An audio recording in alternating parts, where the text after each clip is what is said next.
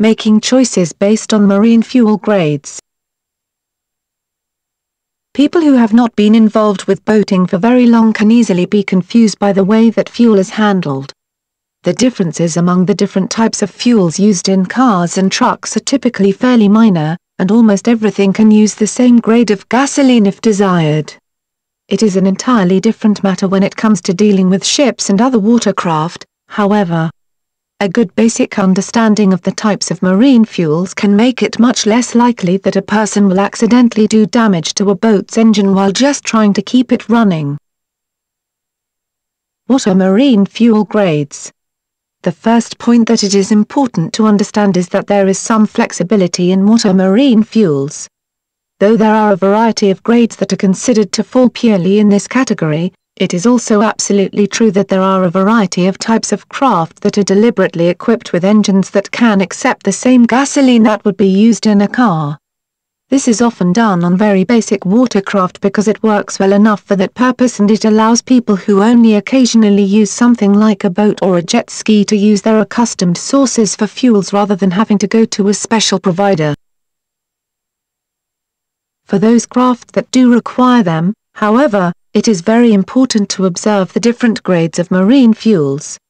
There is a remarkably large variety of them compared to what is used in cars. Each difference in grade represents variations in levels of ash, sulfur, viscosity, and other characteristics. Sulfur, for example, is often bad for both the operation of engines and for the environment as well, while ash represents the metallic content of the substance. A particular issue that should be of concern to anyone who is fueling a boat is the need to avoid mixing different grades to a limited extent. It is possible to get away with this, particularly concerning grades that are very similar in their density and viscosity characteristics.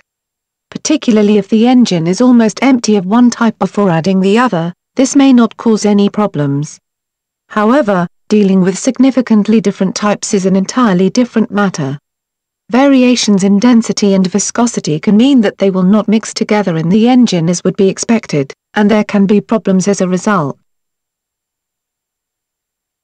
Though it can be easy to become confused at the variety of marine fuel grades that is available, there are some ways to simplify a purchasing decision.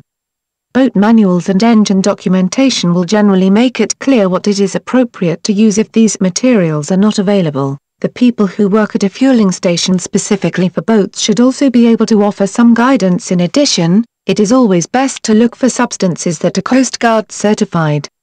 That is a good guarantee that the fuel will be of high quality and will not damage engines for which it is suitable.